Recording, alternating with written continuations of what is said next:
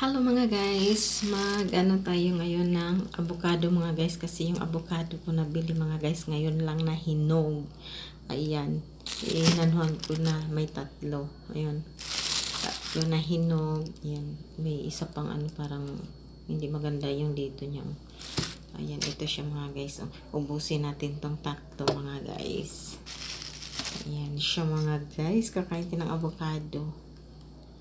Ayan, ano na siya, hinog na siya mga guys, kasi nung pagbili ko mga guys, hindi pa siya pwede kainin kasi antigas pa niya. Ngayon nahinog na siya mga guys. Ay, naglaway na ako sa avocado. Lagyan natin to ng gatas mga guys. Ayan. Tapos itong liso mga guys, ito hindi natin to itapon. Lagyan natin yan siya ng olive oil. Bibiakin natin, tanggalin natin ang balat, tapos lagyan natin siya ng olive oil. Kasi maganda yun siya pang massage sa katawan mga guys. Yung mga masakit na katawan. Oo, kasi hindi mo talaga maiwasan yung mga guys na masakit ang katawan mo. Hindi maiwasan talaga kasi meron talagang time na sakit, sobra ka sa trabaho mga guys. Masakit ang katawan mo, masakit ang paa mo, masakit ang mga braso mo sa sobra sa trabaho.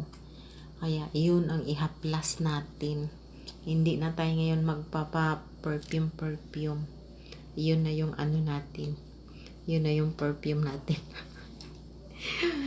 Ewan ko kung makabili ako ng Efficacent, kasi ilagay ko din Efficacent olive oil, Efficacent, i-mix ko siya mga guys. Kasi maganda yung panghaplas.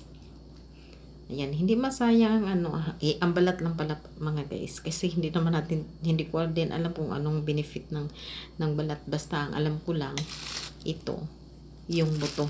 Ayun. May makuha tayong benefit dito. Tsaka naglaway na ako sa avocado mga guys.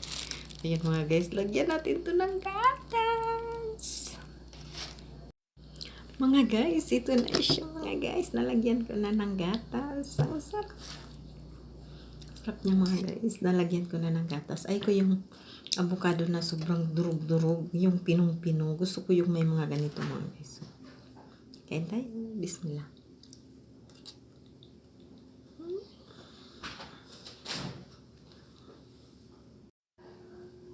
Oh guys, ang sarap niya mga guys.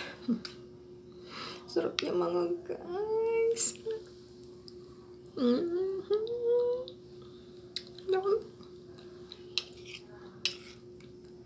Sarap niya mga guys.